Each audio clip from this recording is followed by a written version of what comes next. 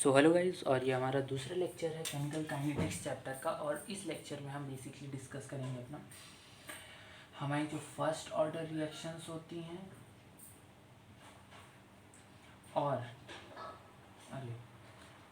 ऐसे लिख लो, और सेकेंड ऑर्डर रिएक्शंस। तो लास्ट वीडियो में हमने ऑर्डर, मॉलिक्यूलैरिटी, बेसिक बातें सारी डिस्कस कर ली थी। अगर आपको मतलब इस वीडियो से पहले आपको उस वीडियो को रेफ़र करना चाहिए तो आपको ज़्यादा फ़ायदा मिलेगा इस वीडियो का। तो ज़्यादा टाइम नहीं वेस्ट करके स्टार्ट करते हैं। सबसे पहले हमारे दिमाग में आता है फर्स्ट ऑर्डर रिएक्शन क्या होती है। First order reaction, first order reaction हमारी क्या होती है। तो देखो, फर्स्ट ऑर्डर रिएक्शन कोई हमारी मतलब बहुत झमेला नहीं है इसमें। फर्स्ट ऑर्डर रिएक्शन में जैसे कोई रिएक्शन हमारी है dA/dt, इस तरह हम रेट लिखते हैं। यहाँ पे आर कर लो, dR/dt बराबर K इंटू ए की पावर 0। जैसे ये 0 हमने जब लिखा था तो ये हमारी 0 ऑर्डर थी। अब यहाँ ए जगह की बजाय यहाँ पे हम 1 कर दें तो ये हमारी जो होती है ये हमारी फर्स्ट ऑर्डर रिएक्शन होती है। अब यहाँ पे AT होता है, मतलब उस टाइम की कंसंट्रेशन, और यहाँ पे भी उस टाइम की कंसंट्रेशन ही होती है। तो अगर इसका मतलब फर्स्ट ऑर्डर रेट का रिएक्शन का हम लोग इंटीग्रेटेड रेट लॉ निकालें तो हम लोग कैसे निकालेंगे, चलिए निकालते हैं। dAT/AT इंटीग्रेट करोगे कहाँ से कहाँ तक, A0 से A0। देखो जैसे 0 ऑर्डर में बताया था ना, A0 से गया x, फिर वो बस अब एकदम सेम वैसे ही लिखना। A0 में से x चला गया बराबर KT इधर आना है, लिमिट 0 से t तक, वो इंटीग्रेट करेंगे dt को तो ये आएगा। तो ये हो जाएगा ln AT ब्रैकेट में A0 से A0 माइनस x बराबर KT। और ध्यान रहे यहाँ ln आता है, लॉग नहीं आता है। तो यहाँ पे जब इसको आगे और लिखोगे आप तो आपका इंटीग्रेटेड रेट लॉ जो आपको बन के आता है वो आता है ln A0/AT बराबर KT, ये आपका आता है। अब इसको और सिंप्लीफाई करोगे तो t बराबर 1/k, लॉग को कन्वर्जन के लिए 2.303 लॉग A0/A0 माइनस x, उस टाइम जो जा चुका होगा। अब ये आपका जो होता है मोस्ट इम्पॉर्टेंट फार्मूला होता है। अब आगे सारी चीज़ें आप इसी से डिस्क्राइब कर लोगे और आपको ज़्यादा ज़रूरत नहीं होगी किसी भी चीज़ की। यही आपको 12th में रेडियो एक्टिविटी में दोबारा मिलेगा। वहाँ पे यहाँ A0 की जगह N होगा, यानी रेडियो एक्टिव मॉलिक्यूल्स। और इसी चैप्टर में अभी बाद में आपको मिलेगा कि कैसे हम रेडियो एक्टिव, तो आई होप आपने लिख लिया होगा। अब हम इसके आगे मतलब डिस्कस करते हैं कि इसमें और क्या क्या चीज़ें हो सकती हैं। तो देखो, अब हम मतलब इक्वेशन लिख लेते हैं, अब इसकी ज़रूरत नहीं, अब इक्वेशन ही लिख लेते हैं सीधा। तो इक्वेशन थी कि t बराबर 1/k 2.303 लॉग A0/AT, ठीक है। अब इसके 3-4 पर्सपेक्टिव। अब इसमें हमें क्या क्या पढ़ना है, सबसे पहले हमें इसकी हाफ लाइफ पढ़नी है, उसके बाद हमें इसका कंप्लीशन टाइम। कंप्लीशन टाइम देखो बस इतना ध्यान रखो कि नेवर कंप्लीट, नेवर कंप्लीट्स। 99.9% तक रिएक्शन हो जाती है, ये मैं बताऊंगा कैसे, लेकिन 99.9 के आगे नहीं कंप्लीट होती है। और इसके बाद हमें इसमें क्या पढ़ना है, इसके ग्राफ पढ़ने हैं, इसके ग्राफ पढ़ने हैं, बस इतनी चीज़ें हमें पढ़नी। फिर इसके कुछ क्वेश्चंस करेंगे, उसके बाद हम लोग सेकेंड ऑर्डर रिएक्शन स्टार्ट करेंगे। तो आइए सबसे पहले इसका टी हाफ कैलकुलेट करते हैं। तो टी हाफ अगर कैलकुलेट करो तो वहाँ AT की जगह A0/2 रख दो यहाँ पे, और ये 2 ऊपर चला जाएगा और ये इसको काट देगा ऐसे करके। रुको मैं साफ साफ यहाँ लिख देता हूँ। टी हाफ कैलकुलेट करना है तो 2.303 लॉग A0/A0/2 की जगह ऐसे, ये इसने इसको काट दिया।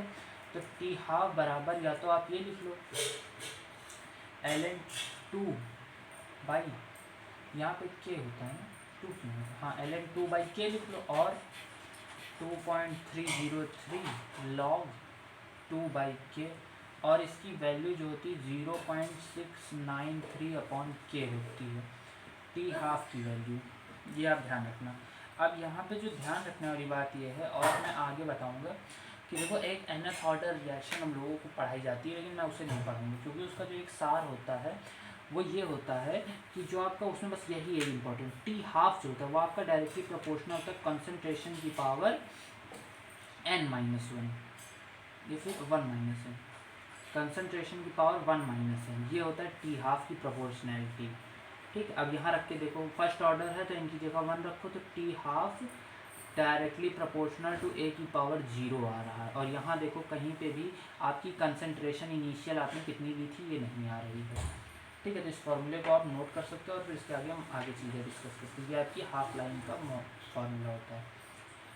और हम लोग क्या क्या डिस्कस कर सकते हैं, और हम लोग डिस्कस करते हैं अगर मैं कॉन्सेंट्रेशन या फिर टी हाफ और कॉन्सेंट्रेशन का ग्राफ बनाऊं तो वो हरदम एक स्ट्रेट लाइन आएगा। और इसको थोड़ा सिंप्लीफाई करो अगर, तो के टी बराबर और के टी बराबर ln A not upon A T, ये लिखा है ना ऐसे, तो इसको आप ऐसे लिख लो ई की पावर के टी बराबर ln ई की पावर के T A not upon A T. तो ए टी बराबर ए नॉट ई की पावर माइनस के टी, ये समझ आया होगा ट्रांसफॉर्मेशन आई हो। तो देखो अगर ए टी और ए नॉट के बीच में ग्राफ बनाया जाए, ए टी और ए नॉट के बीच में, या फिर ए टी और टाइम के बीच में ग्राफ बनाया जाए, तो देखो जब टाइम की वैल्यू आप 0 रखोगे तो ये 1 हो जाएगा और ये जो होगा ये कुछ ए नॉट लेगा, तो यहाँ पे कुछ ए नॉट होगा। और जब टाइम की वैल्यू इन्फिनिटी हो जाएगी तो ये पूरा जो होगा ये हमारा पूरा मतलब 0 को टेंड कर जाएगा। तो आपका ग्राफ कैसे आएगा, ऐसे आएगा। जैसे मैं अगर थोड़ा ऊपर से इसको बनाऊँ, ऐसे ग्राफ आएगा आपका, ये इन्फिनिटी तक जाएगा और ये जो होगी मैक्सिमम वैल्यू ये ए नॉट होगी t इज इक्वल्स टू 0 पे। तो इस तरह ग्राफ आता है ए टी का टाइम के साथ। और क्या कर सकते हैं हम लोग, ये हमारे मतलब पूरी इसकी पीएचडी हो गई कि क्या क्या मतलब हम ग्राफ डिस्कस कर सकते हैं, कंप्लीट नहीं होती, और ये हमारी पूरी फर्स्ट ऑर्डर रिएक्शन की पीएचडी हो गई। और देखो इसमें इतनी चीज़ें ही ध्यान रखनी थी। अब इसमें कुछ इंपॉर्टेंट बातें ध्यान रखनी होती हैं जो मतलब आप क्वेश्चंस में हेल्प करेंगी। अभी आगे मैं बताऊंगा आपको कि वो क्वेश्चंस में कैसे हेल्प करेंगी। देखो आपकी जो रिएक्शन 75% होती है उसको कंप्लीट होने के लिए 2 टी हाफ लगती हैं, ये टी हाफ का फिर उसके बाद एक होता है 99.9%, इसको होने के लिए 10 टी हाफ लगती है। तो आप ऐसा कर सकते हो कि 10 टी हाफ बाद रिएक्शन आप कंप्लीट मान सकते हो। 99.9% रिएक्शन 10 टी हाफ के बाद कंप्लीट हो जाती है। और एक होता है 87.3%, ये 3 टी हाफ होता है। ठीक है, तो ये इतना आप ध्यान रख सकते हो। और अगर मान लो आपको कुछ टाइम इंटरवल ऐसा दिया है जो टी हाफ के उस पर है, तो आपके पास एक और फॉर्मूला होता है, वो होता है ये, जैसे मैं दिखाता ही हूँ आपको, आप लोग कैसे कर सकते हो। देखो आप ऐसे कर लो, वो फॉर्मूला ये होता है कि जैसे मान लो आपके पास कुछ मतलब कैसे मैं बताऊँ, वो फार्मूला ये होता है बेसिकली ए टी बराबर ए नॉट इंटू 1/2 की पावर n, ये फार्मूला होता है। और n बराबर नंबर ऑफ हाफ लाइफ। अब ये कहाँ से आया, इस पर मत जाओ, इस पे जाओ। जैसे मान लो मैंने कहा कि कंसंट्रेशन जो थी वो कितनी हो गई, a/3 हो गई, तो यहाँ पे आप नंबर ऑफ हाफ लाइफ कैसे निकाल सकते हो, आप निकाल सकते हो AT upon A not is equals to n। या फिर इसको रहने दो, इसको मैं चेक करके आपको मतलब हो सकता है अगले वीडियो में, फिर अभी जब मैं क्वेश्चन कराऊंगा तब बताऊंगा। फॉर्मूला ये होता है, और अगर आपको number of half life direct दे दी जाए, यार ऐसे समझ लो, देखो जैसे कहीं कंसंट्रेशन ए नॉट थी, ए नॉट से मैंने कह दिया A0/2 हो गई, तो कितनी हाफ लाइफ लगी होगी, 1 हाफ लाइफ लगी होगी।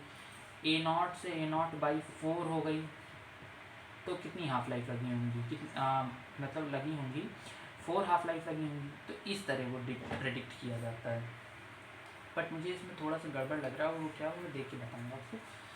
तो ये बेसिकली फार्मूला, तब बेसिक फार्मूला आपका ये होता है। ये तो बस खाली छोटी मोटी छोटे मोटे सी ट्रिकें हैं जो थोड़ी बहुत कहीं कहीं काम आ जाती हैं, बाकी बेसिक उसी से वही इंपॉर्टेंट होता है, वही आपके चैप्टर के एंड तक आपको बनाए रखना है। तो ये होता है मतलब हमारा फर्स्ट ऑर्डर का मतलब कंप्लीट ज्ञान ये। और इसके बाहर मुझे नहीं लगता फर्स्ट ऑर्डर रिएक्शन कुछ और होता है।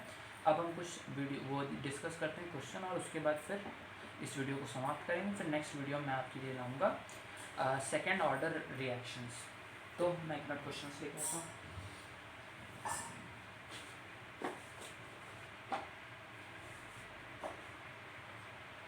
हाँ, ये जो n होता है, मैं सही कह रहा था, n होता है टाइम अपॉन टी हाफ, ये होती है n की वैल्यू, बस इतना आप ध्यान रखना। बाकी तो कुछ क्वेश्चंस करते हैं, उसके बाद इस चैप्टर की मतलब इस चीज़ को समाप्त करते हैं। चलो आप लोग भी नोट करना।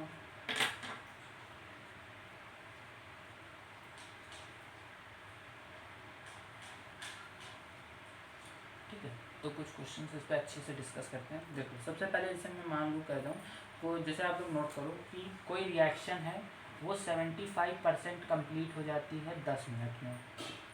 ठीक है, नोट करते रहना।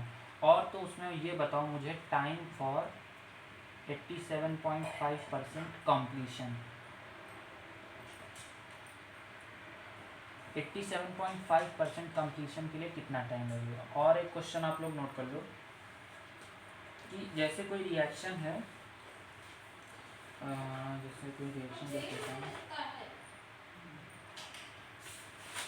जैसे कोई रिएक्शन है, ये कर सकते हो, ये वाला क्वेश्चन अच्छा। जैसे मान लो ये मैं एक ग्राफ बना, बस ये दो क्वेश्चन कर लो, आपके कॉन्सेप्ट क्लियर हो जाएंगे।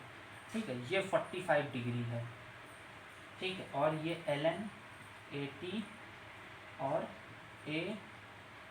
AC A नॉट कह सकते हो के बीच का ग्राफ है। AT अपॉन A नॉट, मैं चेक कर लेता हूँ, हाँ A नॉट मान लो, A नॉट के बीच का ग्राफ है। ठीक है, तो मुझे इसमें मतलब आप ये बताओ कि जैसे मैं मान लो आपको दे दूँ, यार ये तो क्वेश्चन ही नहीं क्लियर है, चलो छोड़ो, आप खाली मतलब भाई ऊपर वाला करो पहले, तब तक मैं और क्वेश्चन पूछता हूँ। आप ऊपर वाला सॉल्व करो।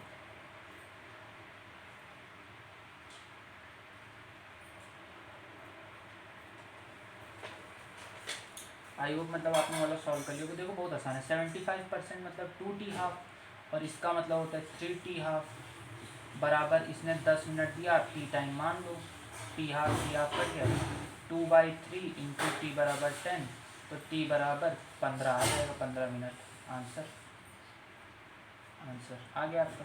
ठीक, और यही सही आंसर है। आपने शायद वो बड़े वाले मैथड से किया, इसीलिए मैंने बताया कि ये तो मतलब बहुत ज़रूरी होंगी बातें।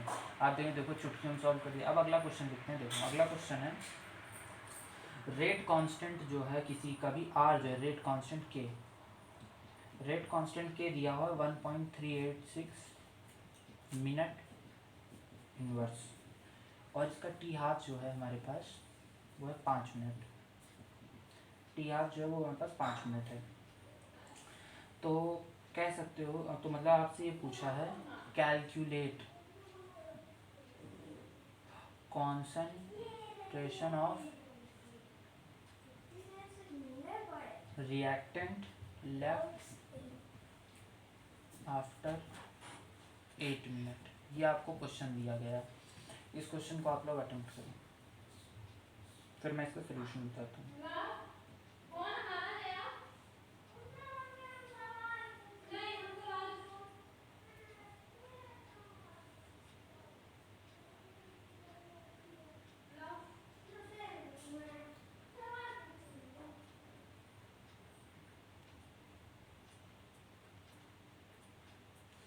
तो आई होप मतलब हो गया होगा आपका। तो देखो मैं ऐसे करता, अगर मैं इसको करता तो मैं ऐसे करता। देखो अगर मैं इसमें देखूं तो एक चीज़ ज़रा आप देखो, देखो इसका 5 मिनट में एक हाफ लाइफ होगी। ठीक है, तो 1 मिनट में इसकी 1/5 हाफ लाइफ होगी, तो 8 मिनट में इसकी 8/5 हाफ लाइफ होगी। अब क्या बचा, वही वाला फॉर्मूला लगा, तो AT बराबर A नॉट 1/2 की पावर इतनी हाफ लाइफ है 8/5, आंसर आ जाएगा आपको। और पूछा गया है कॉन्सेंट्रेशन लेफ्ट, तो जो आए उसको टोटल A नॉट में से माइनस कर देना, आपको आपका आंसर मिल जाएगा।